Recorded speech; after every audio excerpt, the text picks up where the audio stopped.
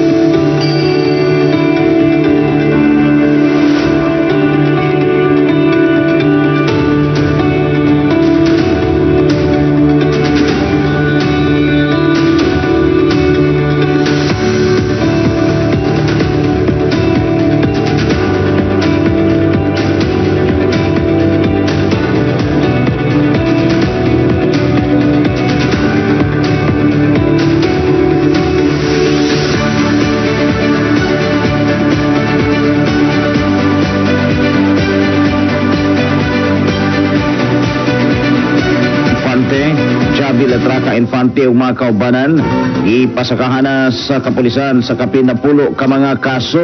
Radyo Ronda, Mindanao News.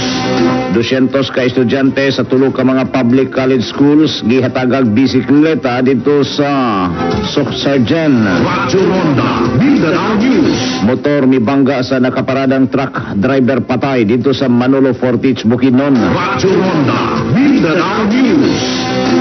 Asawa ni PNP Chief Marbil mitulog ayuda sa mga masakitong pulis sa Jensan o sa Police Regional Office 12. Radyo Ronda, Mindanao News. Sakop sa tribal group ni Dato Adlaw na dakpan sa kapulisan kahapon. Radyo Ronda, Mindanao News. Samtang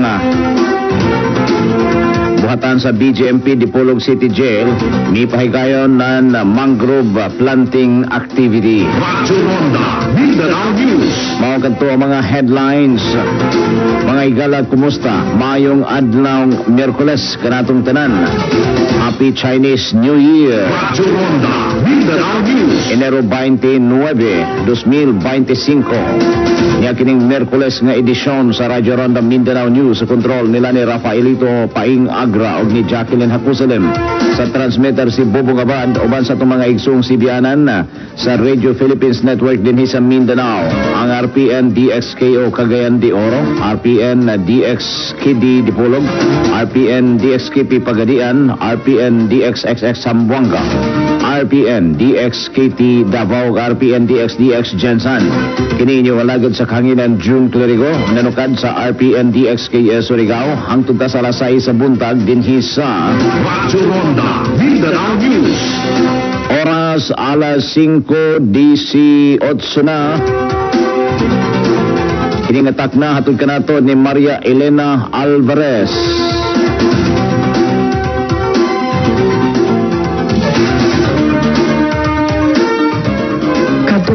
check hatod ni Miss Maria Elena Alvarez and family sa Barangay Tulungatong, Zamboanga City.